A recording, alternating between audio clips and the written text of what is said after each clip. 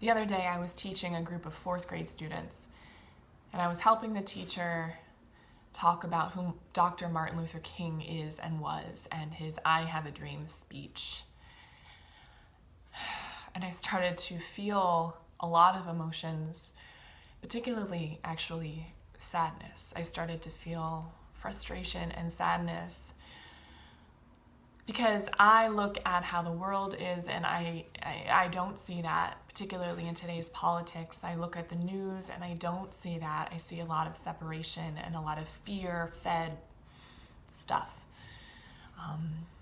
And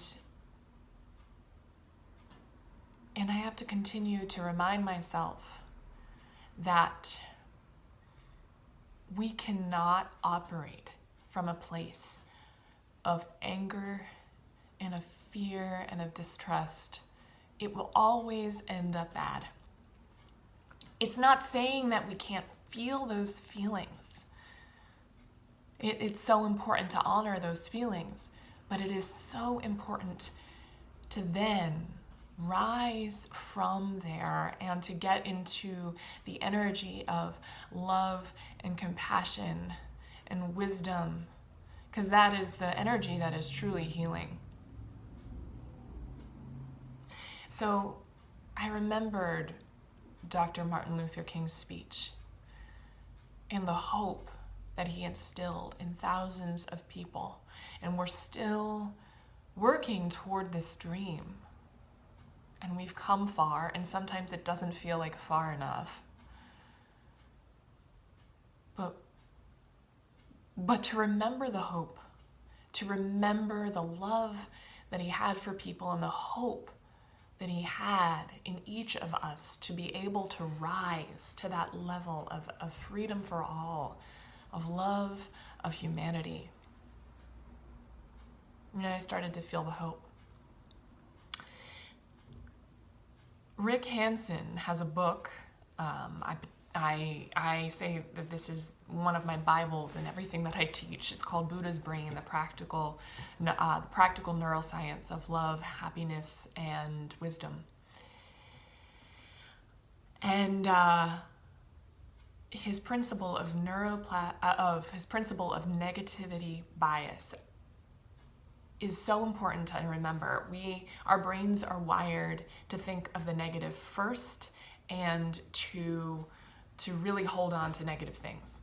We have a bias in our brain, and this is because it's a survival mechanism, because a long time ago when we were preyed upon and we were living in the wilderness, and the things that were more important to our survival were fear. Fear is a survival mechanism. It gets us into the fight or flight response. It gets us able to respond to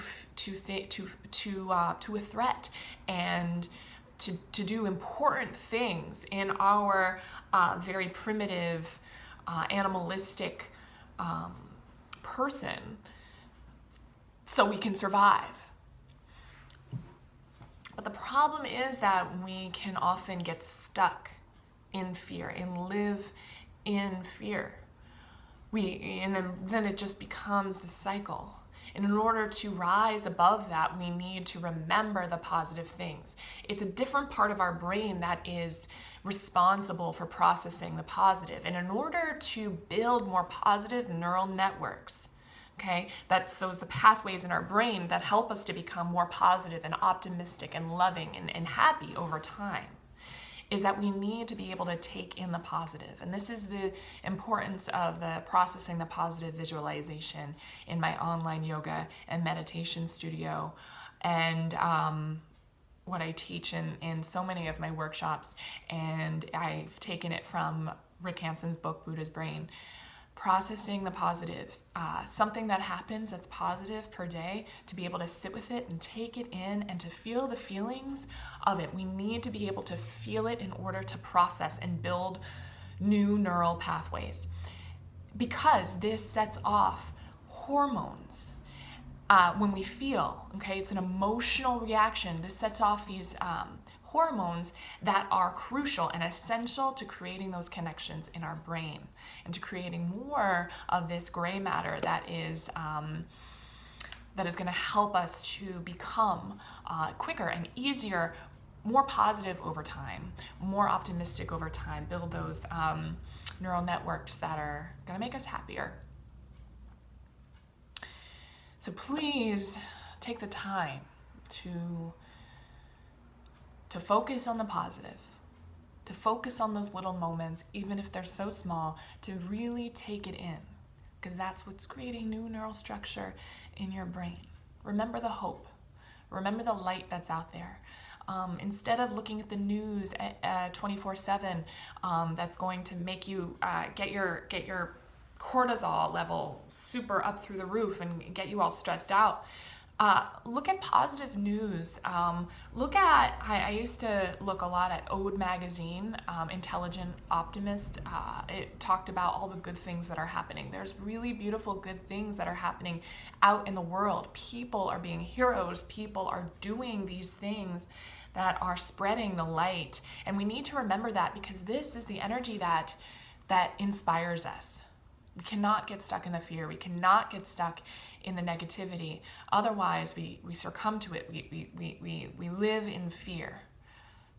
We need to remember. We need to take those little positive moments that happen in our personal lives and to really take them in, to really spend time with them. And we really need to look outside of us and to see that the world has so much beauty in it, that the world has so much inspiration and beauty. Even though it might be hard to find, I promise you that if you look hard enough, whether it's Google or the newspapers or wherever, you're going to find it and you're going to be inspired. Let's inspire one another. Let's remember to live in that energy of love, compassion, and hope.